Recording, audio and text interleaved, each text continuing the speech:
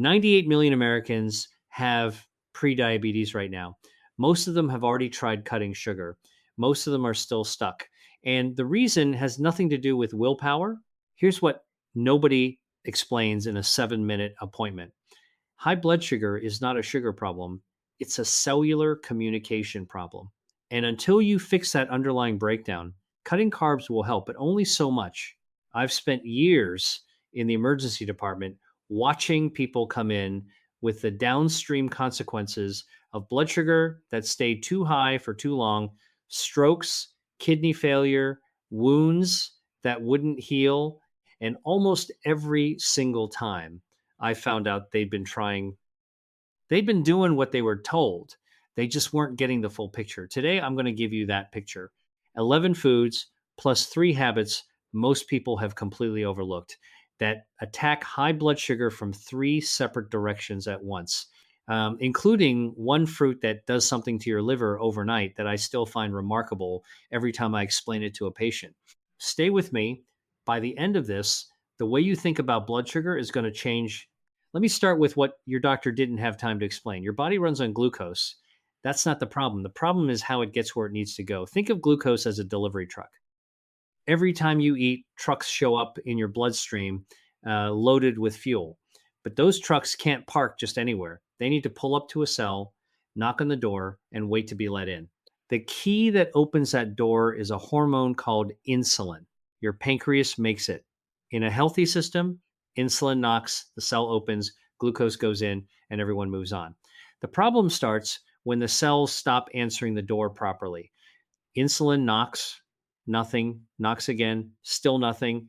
The pancreas panicking starts producing more and more insulin just to get the same response. Eventually, this exhausts the system, blood sugar stays elevated, and for years, that excess glucose quietly corrodes blood vessels, nerves, kidneys, and the small structures at the back of your eyes, usually without any obvious symptoms until real damage is done. That's insulin resistance. And that's the actual problem. Not the sugar in your coffee, the breakdown in cellular communication that's been building for years. Every strategy I'm about to share works through one of 3 mechanisms. Mechanism 1, slowing glucose absorption in the gut, so blood sugar rises gradually instead of spiking. Mechanism 2, improving insulin sensitivity, helping cells answer the door again. Mechanism 3, reducing overnight glucose production by the liver. Because, yes, your liver makes glucose while you sleep. And in many people with insulin resistance, it makes far too much of it. 3 mechanisms, 3 parallel repair systems, combined strategies that hit all 3. And the results can be significant, sometimes within days, sometimes weeks. Let's go through them. Here's one that might surprise you most because it costs nothing and takes 0 extra time. The order you eat your food matters as much as what you eat.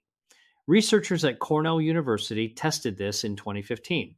2 groups ate the exact same meal, identical food, identical calories.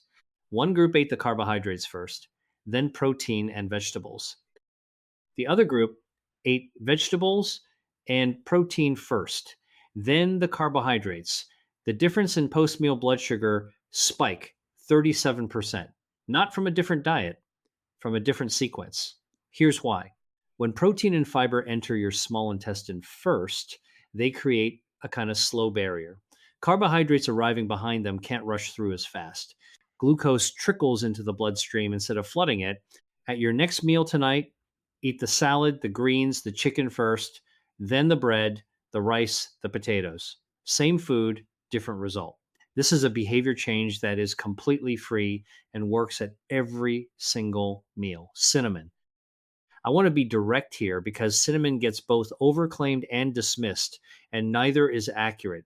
Cinnamon contains a compound called MHCP methylhydroxycalcone polymer. It activates insulin receptors on muscle cells, making them more responsive to insulin signal. Less insulin required to get the door open. A meta-analysis in the Journal of Medicinal Food reviewed 8 clinical trials over 500 participants and found that regular cinnamon consumption reduced fasting blood sugar by 3 to 29%. That's a wide range. And I want to be honest about what drives the variance, dosage, and consistency. But even in the conservative range, that's meaningful for someone who's been trying to move those numbers for months. What matters is which kind: Ceylon cinnamon, not cassia. Cassia, the most common variety on grocery store shelves, contains high levels of a compound called coumarin that can strain the liver in large amounts. Ceylon is lighter, safer for daily use, and clearly labeled at most health food stores. Half a teaspoon a day in oatmeal, yogurt, or a warm glass of water. If you're on diabetes medication, mention this to your doctor. Cinnamon can amplify certain drugs' effects, which is the issue, not the goal. Apple cider vinegar. This one's been in wellness culture long enough that people assume it's been oversold. The mechanism is actually real, it just gets buried under the noise. The acetic acid in apple cider vinegar partially blocks an enzyme called alpha amylase, the enzyme that breaks starches into glucose in your small intestine. When it's inhibited, glucose enters your bloodstream more slowly. The spike flattens. Your pancreas responds with less urgency. A study in diabetes care showed that taking apple cider vinegar before bed reduced next morning fasting blood sugar by 4 to 6% in people with type 2 diabetes. The overnight effect comes from that liver factory. Again, vinegar appears to suppress some of its overproduction. 1 tablespoon in a large glass of water before your main meals or before bed. Never straight. It erodes tooth enamel and can irritate your esophagus. If you take diuretics or blood pressure medication, check with your doctor first. Vinegar can affect potassium levels. Avocado, if you've been avoiding avocado because someone told you it's fattening, I want to address that directly. That advice has quietly done real harm to a lot of people. The fat in avocado is monounsaturated, the same family as olive oil. Combined with its high soluble fiber content, it slows gastric emptying. Your stomach takes longer to move food into the small intestine, which means glucose releases gradually instead of flooding in all at once. But here's what I find more important: avocado is one of the richest natural sources of magnesium available. Up to 48% of people with type 2 diabetes are magnesium deficient, not from poor eating, but because elevated blood glucose causes the kidneys to excrete more magnesium in urine. High blood sugar depletes magnesium. Low magnesium impairs insulin function. Impaired insulin function keeps blood sugar high. It's a loop, and avocado breaks it. Half an avocado at breakfast with eggs on whole grain toast in a simple guacamole. Simple nuts. The belief that nuts are too calorie dense for people with blood sugar issues doesn't hold up to the evidence. Nuts have a glycemic index near zero, almost no blood sugar spike.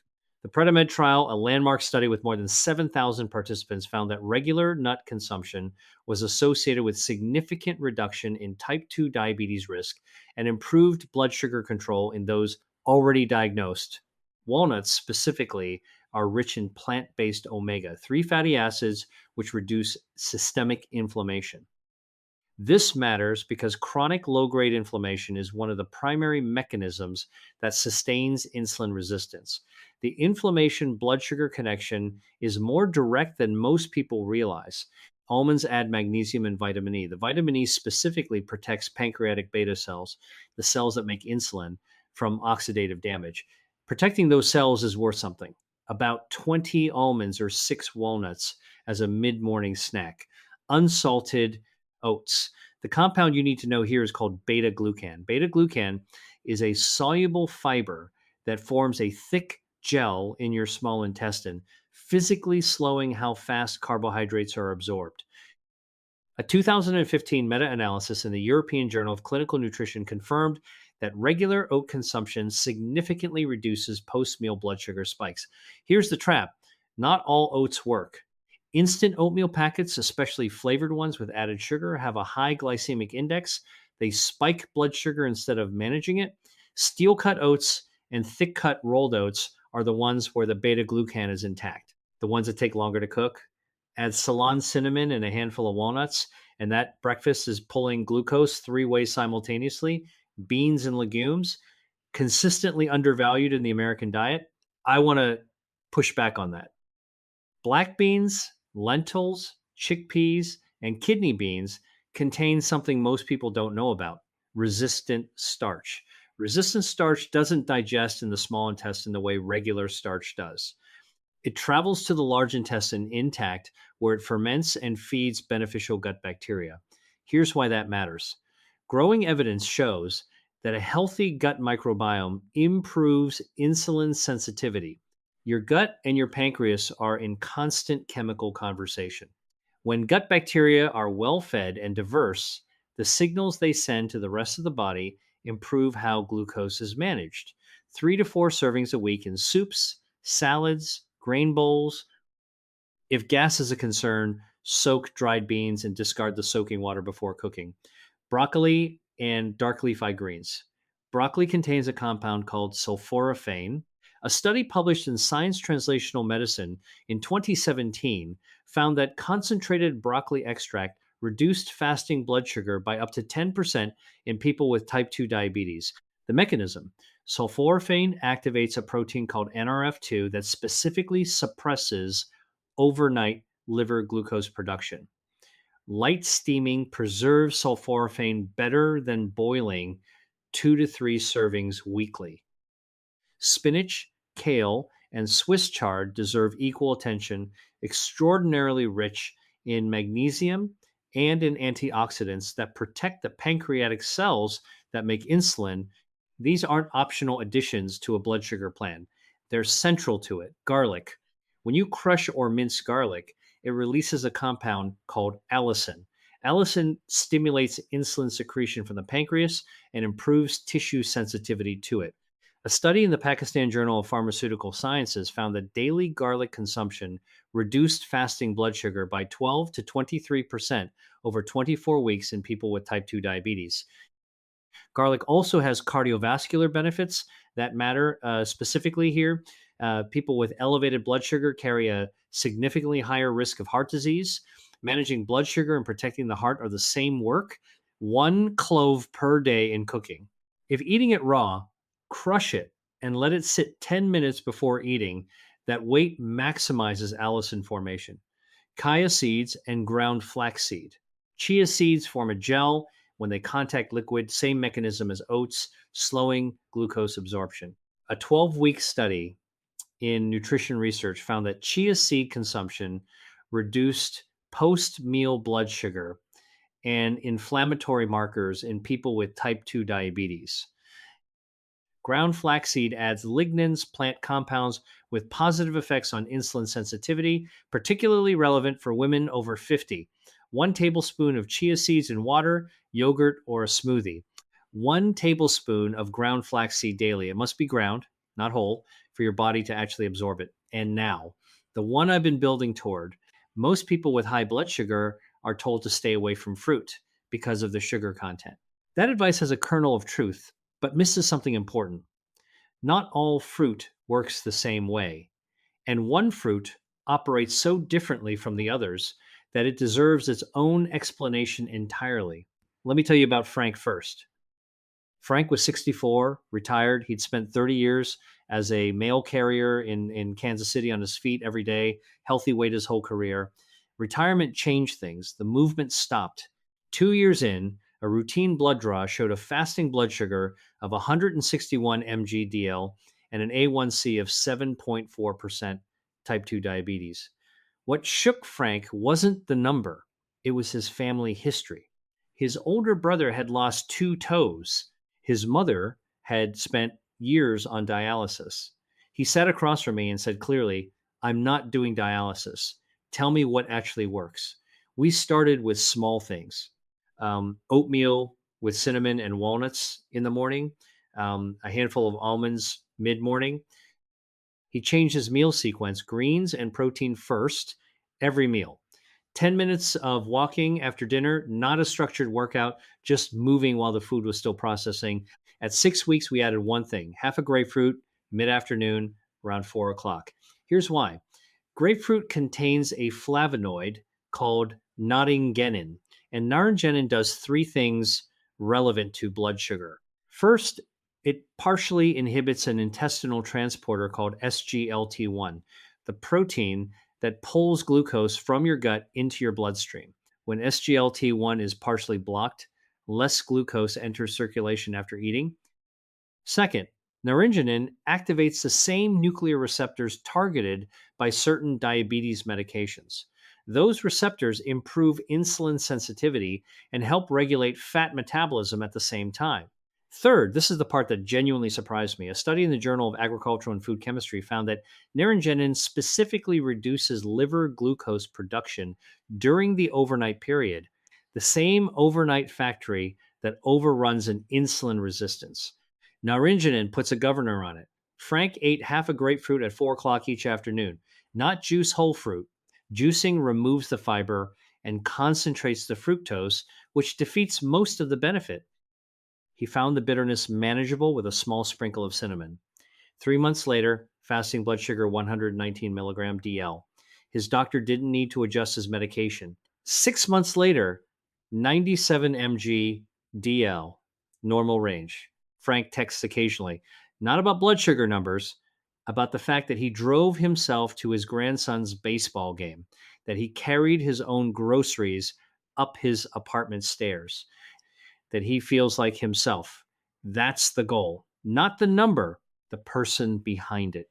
Before you eat any grapefruit, read this section first.